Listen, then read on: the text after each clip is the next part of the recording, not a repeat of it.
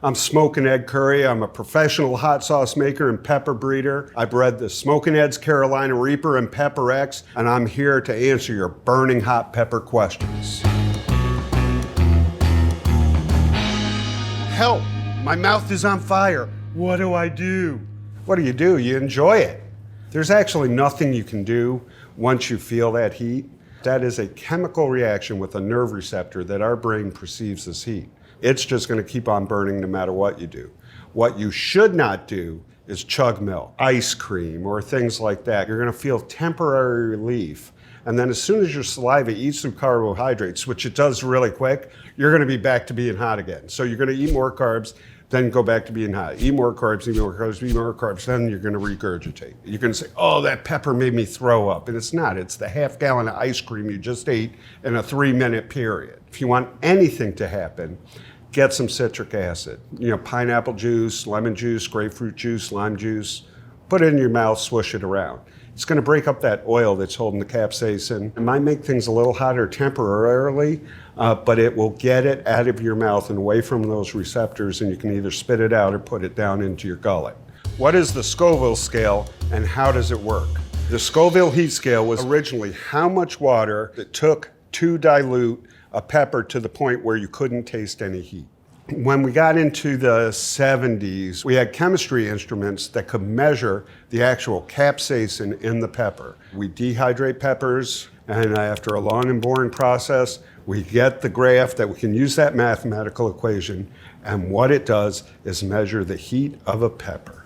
Will peppers kill my taste buds? No, peppers will not kill your taste buds. The reaction that you're feeling as a burn has nothing to do with your taste buds. The heat that you're experiencing in your mouth is not real. It has nothing to do with your taste buds. Your brain's the only thing experiencing it and letting you know that that's happening. The next question is kind of silly. It says, can I die from eating a hot pepper?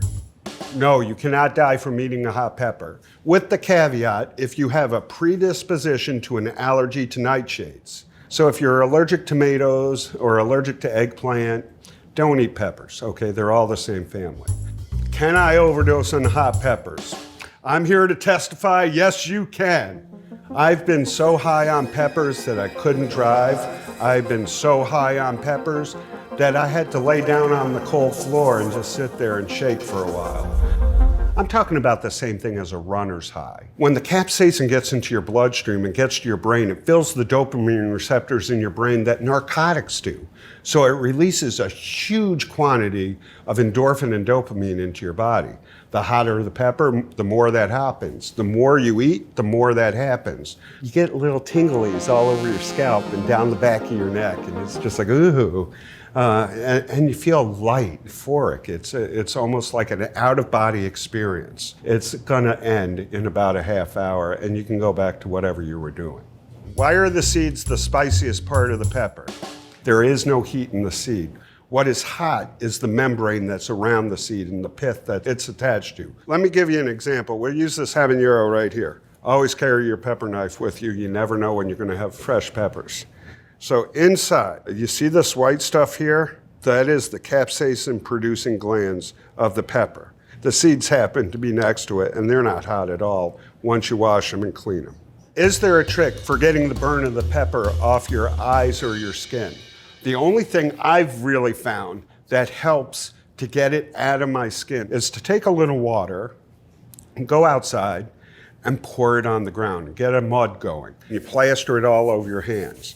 And you let it sit there for a little while, and then you wash it off. And it seems to work the best of all the wives' tales I've heard. I wouldn't recommend putting it on your eyes because who wants to get dirt in their eyes? Can I get better at eating hot peppers? When I say get better at eating peppers, I'm equating that to heat tolerance. My experience is anybody can get better at eating hot peppers. Your body will become acclimated to the amount of capsaicin that you're consuming at any given time, and then it will allow you to eat more. Always remember, you start mild and then go to wild.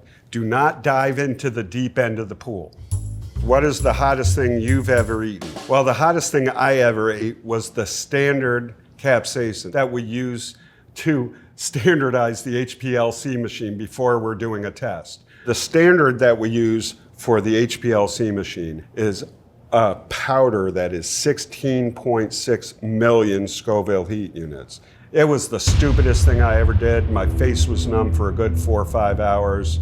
I looked like I was gonna die. There was just drool coming out of my mouth and all down my shirt. My wife walked away from me. It was horrible. The second time I did it, I just put some on my finger and I rubbed it on my gums.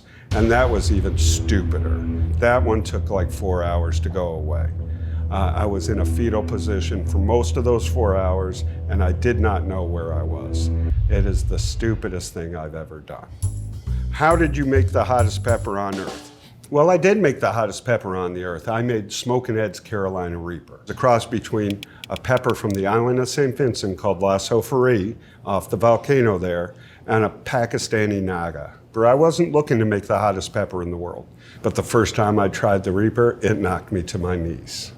Okay, the next question is, does hot sauce need to be refrigerated? Most of the hot sauces that are manufactured properly and done legally are going to be a pH between 4.0 and 3.6. If hot sauce is made properly and it has the right pH, there's no need to refrigerate it. The FDA says it's good for 2 years. Science that we use to test for the FDA says it's good for 7 to 10 years. The reason why hot sauce makers put refrigerate after opening on a bottle is so you, the consumer, won't sue them, the manufacturer, if something goes wrong with the hot sauce.